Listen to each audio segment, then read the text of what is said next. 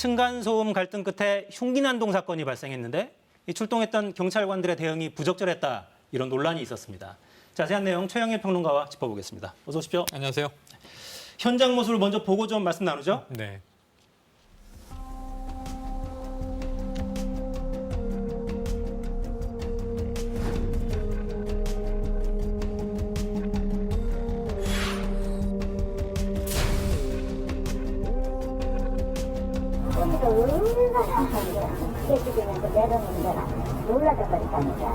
제가 듣기로는 그러고 언니는 항상 밖에 나가 있다가 퇴근하고 있으면 올라갔었어요. 이런 일이 있었으면 언니나 신랑이 올라가서 얘기했었어요.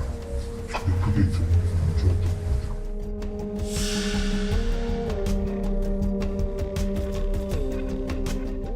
것 같아요. 예. 정확히 이때 무슨 일이 있었던 건가요? 그러니까 지난 15일입니다. 월요일이었고요. 낮에 이미 한 차례 소동이 있었어요. 빌라, 인천 남동구에 있는 빌라의 3층에 이제 세 가족이 있습니다. 50대 부부와 20대 딸.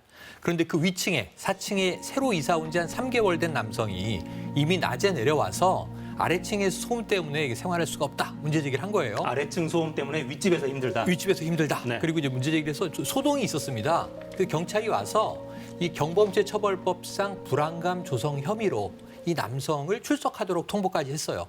근데 오후에 또 소동이 일어납니다. 경찰이 또 출동했고요.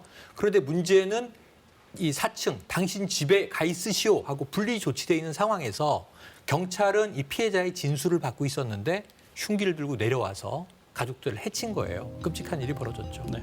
그러니까 흉기를 들고 내려왔는데 경찰의 대응에 문제가 있었다. 경찰이 출동을 했는데 이제 이 50대 아버지 이 집의 남편은 1층으로 내려가서 남성 경찰관이 진술을 받고 있었고 3층 집에는 이제 어머니와 딸이 있었죠. 근데 여성 경찰관이 진술을 받고 있었어요. 이때 흉기를 들고 왔는데 이 여성 경찰관이 그 자리를 피한 겁니다. 그러니까 이제 내용을 보면 1층에 내려와서 남성 경찰관과 함께 다시 올라가기도 했고 또 지원 요청을 하기도 했지만 문제는 지금 흉기를 들고 침입해서 어머니는 목을 찔렸고요. 딸도 지금 상처를 입은 상태에서 그 범행 현장을 피한 것 아니냐. 이렇게 또 의심받을 수 있는 정황이 벌어졌던 겁니다. 네. 여성 경찰관이라서 문제가 아니라 경찰관의 대응에 문제가 있었다는 이야기입니다. 그렇습니다. 피해자 얘기를 직접 들어보시죠.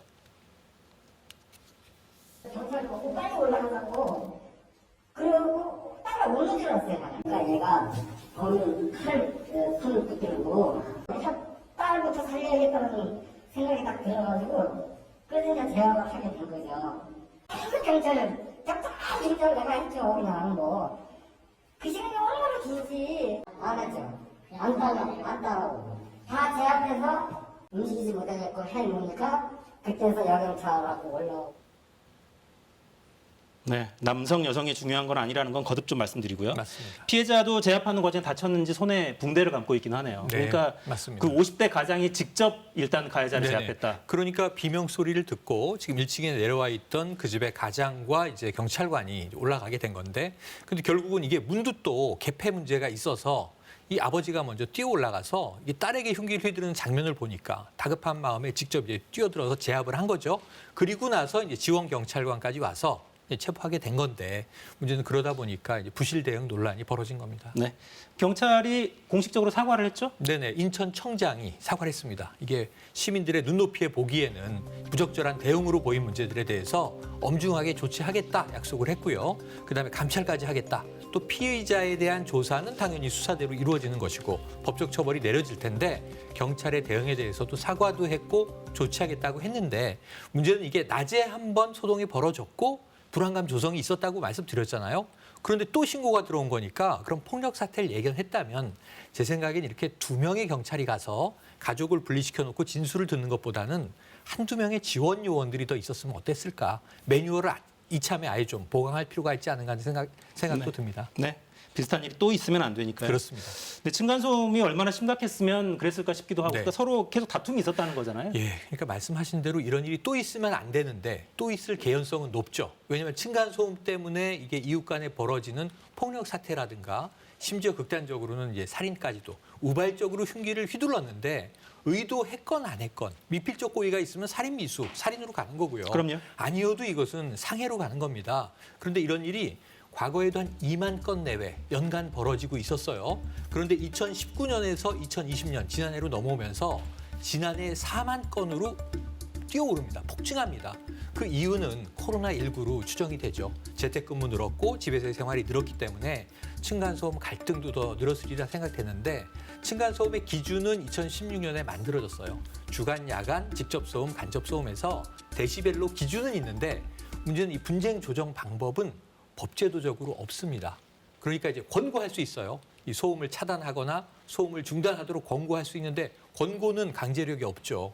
그래도 문제가 되면 분쟁조정위원회로 넘어가게 되는데 이 위원회에서 뭐 문제 제기를 해봐야 하세월이 걸리고 결론이 안 날 수도 있고 그럼 손해배상 소송을 청구하는 방법이 있다. 근데 층간소음은 지금 소리를 좀 멈췄으면 하는 건데 몇 달 동안 이것 때문에 소송을 해서 어떤 또 손해배상을 받겠습니까? 그래서 너무 현실성이 없다는 지적이 많습니다. 네. 피해를 입증하기도 그 피해를 또 돈으로 계산해서 받아내기도 쉽지 않습니다. 참 어렵습니다. 근데 층간 소음만이 아니라 층간 냄새 문제까지 또 생기는군요. 이게 참 걱정이죠. 이거 많이 놀라셨을 겁니다. 온라인 커뮤니티에 올라온 내용이 이제 확산이 되고 있는 건데요. 자, 고기 구워 먹다 경찰 출동 이런 제목입니다. 그런데 고기를 구워 먹는데 이웃이 와서 냄새가 나니 집에서 고기 구워 먹지 말라. 근데 여기서 제가 보기엔 가슴 아픈 얘기가 나와요. 월세집에서는 고기 구워 먹으면 안 된다. 근데 그분은 전세에 사시는 분이었어요. 그래서 이제 월세는 그럼 고기 구워 먹으면 안 되나? 처음에 알겠습니다, 죄송합니다 했다고 해요. 그리고 글을 올린 이 당사자가 화가 나서 그날 저녁에 친구를 불러서 아예 그냥 삼겹살 고기를 막 구워 먹은 거예요.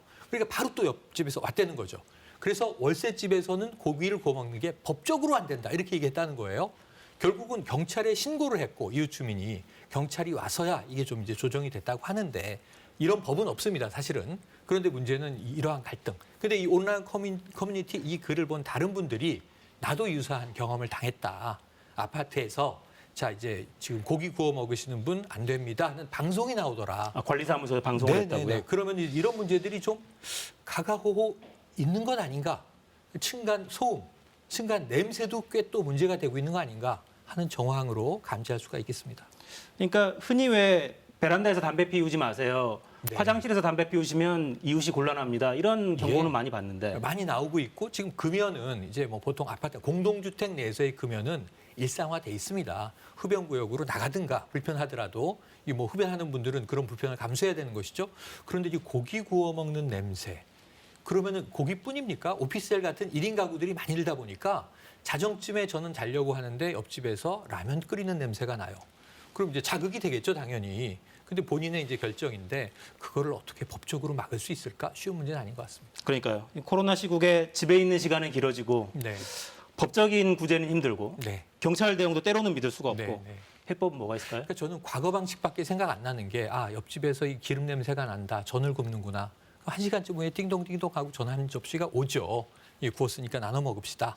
자, 그런데 요즘은 그런 삶이 아닙니다. 공동주택에서의 삶이 옆집에 누가 사는지도 모르고 사실은 프라이버시를 이제 이 침해하는 것 자체를 싫어하기 때문에 근데 소리도 냄새도 우리 집으로는 안 왔으면 좋겠다. 앞으로 이제 건축법상 이런 기준들이 강화될 필요도 있겠습니다만 그래도 다소는 공동체적인 마인드를 우리가 회복할 필요도 있지 않은가. 그래야 적어도 이 폭력 사태는 막을 수 있는 서로 안면이 있는 이웃 주민이었다면 이웃이라는 인식이 있다면 이렇게까지 하겠는가. 아니, 월세집은 고기 구워 먹지 마세요라고 얘기하는 게 마음에 얼마나 큰 상처를 남길지를 한 번쯤은 헤아리지 않을까 하는 생각을 해봅니다. 네. 다 떠나서 차별적인 건 안 됩니다. 안 됩니다. 여경이라서 문제도 아니고 그렇습니다. 월세집이라면 안 된다. 이런 그렇습니다. 발언도 하면 안 되죠. 최영일 평론가 수고하셨습니다. 고맙습니다. 네, 저는 월요일에 돌아오겠습니다. 4시엔 사사건건.